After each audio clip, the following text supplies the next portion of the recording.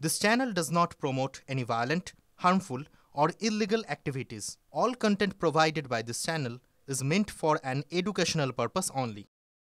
কানে যদি জল ঢোকে না, আমরা কি করি, বেশি জল কানে ঢেলে জলটাকে বার করে দিই। দিদি সেই চালাকি করছে, কানে হয়তো একটু জল ঢুকেছে, দিদি আরো বেশি জল ঢেলে সেটাকে বার করছে। দিদি এই মোকাতে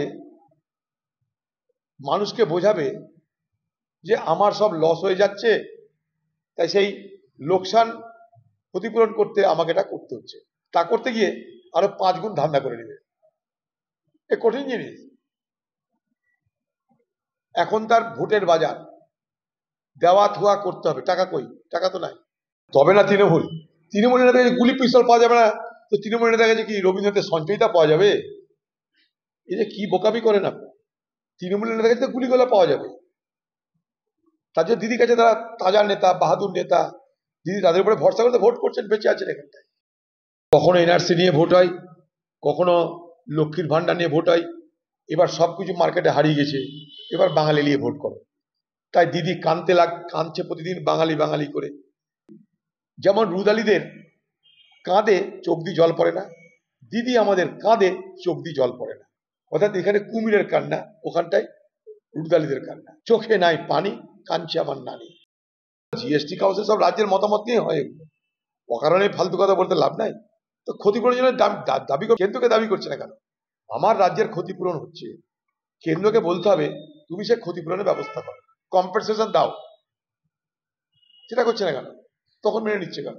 এটা দ্বিচারি, তার কিছুই না। কেন্দ্র রাজ্য উভয় মিলে লুট করবে। কেন্দ্র লুট করবে দেশকে, রাজ্য লুট করবে রাজ্যকে। এখানে গুলি চলা, খুন হওয়া, রাহাজানি করা, লুট করা, এটা নিউ নর্মাল। মানুষ তো অবাক হচ্ছে না, কারণ বাংলায় আইন শৃঙ্খলা নেই। আপনি কি করবেন? আরে আত্মনির্ভর হওয়া মানে দেশের জিনিস ব্যবহার করা নাকি? কি আছে? আজকে পৃথিবী গ্লোবাল ভিলেজ, সকলে সকলকে প্রয়োজন। মোদি আবার চীনে গিয়ে বলছে চীনের সঙ্গে ব্যবসা করে। কার সঙ্গে ব্যবসা করে? মোদি নিজেই জানে।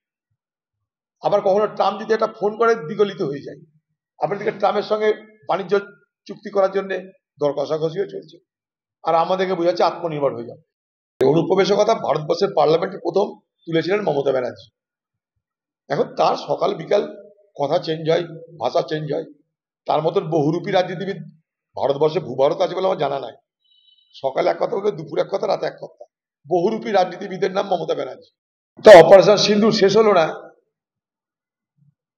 কিন্তু পাকিস্তানের সাথে ভারতের ক্রিকেট ম্যাচ হয়ে গেল। যুদ্ধ চলছে, অপারেশন সিন্দুর জারি আছে মানে যুদ্ধ চলছে।